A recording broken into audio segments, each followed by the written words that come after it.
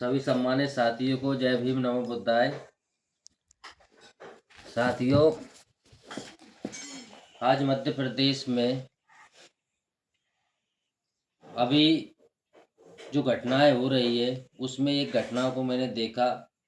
मैंने न्यूज के माध्यम से देखा। उस घटना में एक यादव समाज के साथी की चुटिया पटा दी।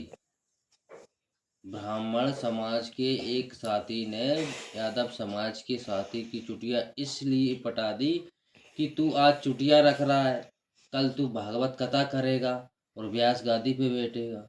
इस कारण उसकी चुटिया पटा दी बेचारे यादव समाज की। ओबीसी वर्ग के समाज के लोगों की चुटिया ही पटाई जा रही है।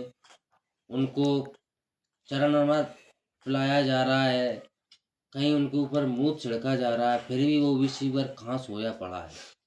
ओबीसी वर्ग, तुम इस दलदल से बाहर निकलो और अपना दीपक स्वयं जलाओ। आज लोकतंत्र है, भारत का संविधान है, सबको बराबर जीने का अधिकार है। जो चाहे वैसा वो कपड़े पहन सकता है, जो चाहे वैसा रहन सहन कर सकता है, जो चाहे अपने बाल बढ़ा सकता है, बाल कटा सकता है, किसी प्रकार से वो अपनी आज़ादी में जी रहा है। लेकिन फिर भी इन ब्राह्मणों को ये रास नहीं आ रहा है। अब ये कई रैलियां निकाल रहा है कि हम हिंदू राष्ट्र बनाएंगे, हम ये राष्ट्र बनाएंगे। अब ये बताओ, ये हिंदू था या कौन था? तुम्हारी इस जातिगत व्यवस्था के कारण, इस भेदभाव व्यवस्था के कारण ही देश गुलाम हुआ है। 600 साल मुगलों ने गुलाम बनाया, 200 साल अंग्रेजों ने गुलाम बनाया, फिर तुम किसी इस प्रकार की व्यवस्था दोबारा देश में लाना चाहते हो। बाबा साहब अम्बेडकर ने संविधान बनाकर इस देश में समता मूलक समाज की स्थापना करने का प्रयास किया है, और तुमको ये समता मूलक समाज पसंद नहीं आ रहा है।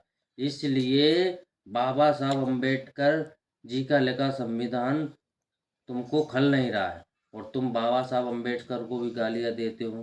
क्यों देते हो? क्योंकि उन्होंने यहाँ के लोगों को समानता का अधिकार दे दिया।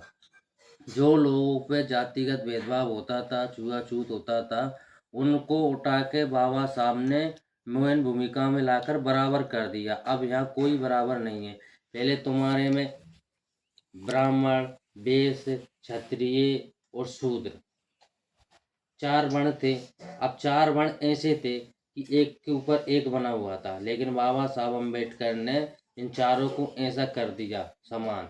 अब जिसके पास बुद्धिमत्ता होगी वो ऊपर उठेगा, जो चाहे वो उपासना करेगा, जो चाहे वैसी आध्यात्मिक मार्ग में जाएगा, वो ऊपर उठ के और श्रेष्ठ कहलाएगा। ये व्यवस्था हमारे बाबा साहब अम्बेडकर ने संविधान के माध्यम से की। इसी व्यवस्था को कायम हमारे महापुरुषों ने रखा। रैदास जी ने रखा। जैसे रैदास, ब्राह्मण मत पूजिए जो है गुणहीन पूजिए, चरण चंडाल के जो है गुण प्रवीण। उन्होंने भी स्पष्ट किया है कि ऐसे ब्राह्मणों को पूजा मत करो जो गुणहीन है, वो जो ज्ञानहीन है। अगर किसी चांडाल का काम कोई करता है, उसके पास सत्य ज्ञान है, परमात्मा का ज्ञान है, तुम उसकी शरण में जाके अपने आप को मोक्ष पाओ। ये हमारे महापुरुष तो ज्ञान के लिए ज्ञान की ओर जा रहे थे। ज्ञान कहीं से भी मिले, किसी भी वर्ग से मिले, किसी भी जाति से मिले, किसी भी धर्म से मिले, सत्य ज्ञान जो मिलता है उसकी ओर जाइए। तो इन ढोंगे पाखंडी को और मत जाओ। और खासकर जो ओबीसी वर्ग आज इनको हिंदू धर्म पसंद कर करके ये लोग तुम्हारे लिए तुमको बेकार आए। कल जैसे ये कहीं कहीं जो घटनाएं हो रही नहीं, कल जब तुम्हारा बच्चा जागरूक होगा, शिक्षा की ओर जाएगा, जब उनसे सवाल करेगा, तो उस बच्चे तुम्हारे जो उस बच्चे के ऊपर भी इसी प्रकार का व्यवहार ये लोग करेंगे।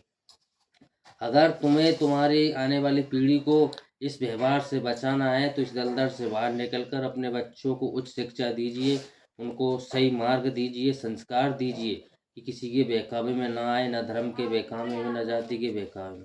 तो साथियों, ऐसी व्यवस्था को ख़त्म करने के लिए हमें सबको मिलजुल कर साथ देना पड़ेगा, तब जाके हम इस व्यवस्था को ख़त्म कर पाएंगे। और इसी के साथ मैं अपनी वाणी को विराम देता हूँ। जय भीम, नमो बुद्धाय, जय संविधान।